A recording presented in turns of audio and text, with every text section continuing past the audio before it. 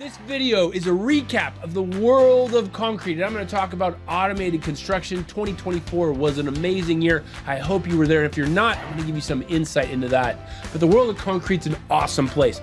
All kinds of people come together to bring the latest in technology and automation in the world of concrete, and these people are pioneers. I mean, literally bringing the latest amazing stuff that no one has ever seen before, and there are definitely amazing people that want to learn about this stuff and implement this stuff in their practices. But you're going to see tools, equipment, and the latest tech there. Mind-blowing, right? Now, what caught my eye at the world of concrete? Well, you're gonna see things like this, equipment that's automated, that's electric. There's a ton of automation there. People are trying to do more with less because we just don't have enough people. And what automation have you added? Please leave me a comment about what you're doing on your job sites and what do you want to automate or wish the industry would automate in the future. I'm always interested in what you have to say. But this Hilti Exoskeleton series, I don't know if you've seen it before, but it is a pretty cool, and one that I got to see is something called the tool balancer. And what it is this belt that you hold. It's got this crane that comes over that can pick equipment up, and literally you don't have to put your hands on it. Look, look, look, no hands, right? No hands. But this is a pretty sweet piece of equipment. I mean, it holds it for you, aligns it for you. Look at the smile on this guy's face. Look at this. It's just easy for him tearing up that concrete wall with that jackhammer. But Hilti, they gave me a sneak peek for 2025. I'm so excited to share you with about it today because this exoskeleton stuff is going to a new level. And Iron Man suit, baby, that's what's coming from next year. Iron Man, they're gonna be able to fly and do all kinds of amazing stuff. And of course, it's in Hilti Red. But there are more robots out there. You just have to know where to look for them. Like tying rebar is actually a very labor-intensive thing that a lot of people are working on right now. And Max USA Corp has this really cool tool called a stand-up twin tire. If you haven't seen it, it's pretty cool. It's this little thing that just, you put it to the bars, hit a button, wham! Don't have to get down or anything. Pretty fast, pretty easy. Can tie up to 2 number 6 bars that are crossing one another. And I don't know if you knew this or not, but what I'm predicting for the future is Boston Dynamics. You know who they are? They're the robot people. They have the Atlas and the twin tire are gonna team up and watch out, they're gonna be tying everything. You might say, whoa, Tyler, why does a robot need something so it doesn't have to bend down? Well, to save energy, of course, so that way it can dance on the job site and entertain everyone. I can't wait for that.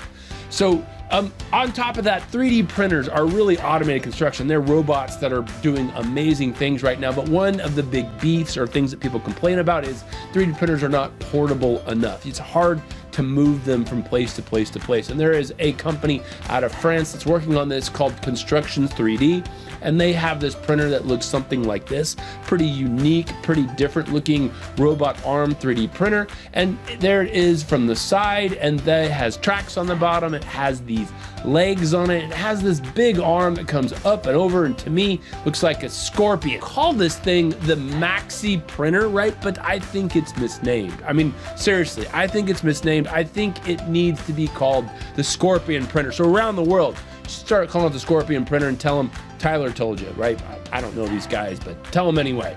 So it's pretty cool, pretty neat, very versatile printer, and they say that it has printed the tallest 3D printed building in the world with this system, and I believe it because it can move around pretty easily.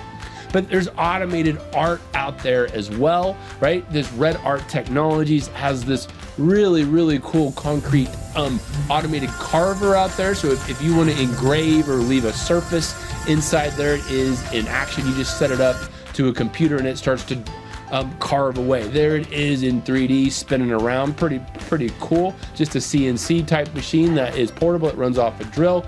And then that's the type of art that you can do with this. I mean, awesome. You can make advertisements for your businesses for people. You can even show, like, engrave on rocks and talk about all kinds of different stuff. Look how complicated. Look at all the detail in that. That's pretty sweet.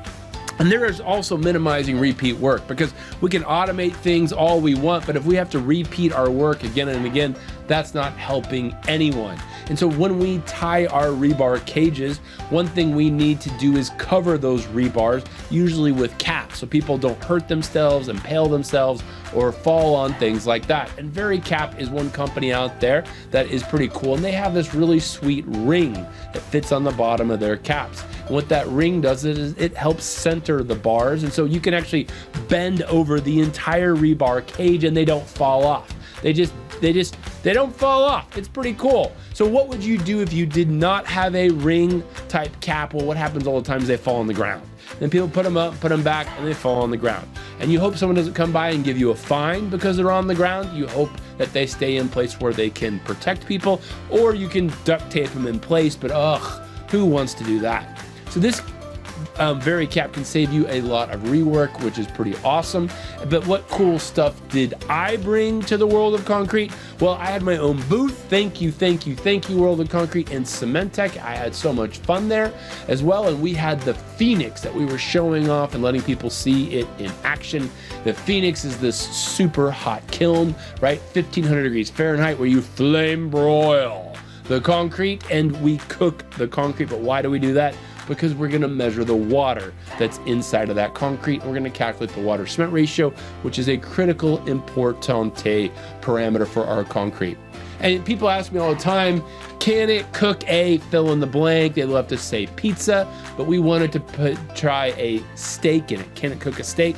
And the answer is yes. Here is a 3.5 pound bone-in Wagyu ribeye.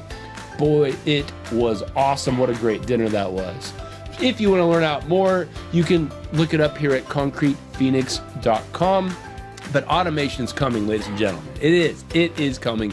So what can you do to get ready for it, right? That is a key mindset thing that you need to start thinking about that maybe we could talk about in future episodes. There is going to be a lot of challenges coming up, and it's going to be awesome when you're ready for the automation. But seriously, I hope you liked this video. I hope you subscribe to my channel. I hope you leave me a comment below because I love making these videos for you. Check me out on Facebook and Instagram at concrete.tyler, and of course at concretefreaks.com, all things concrete. Of course, take care everybody. Bye.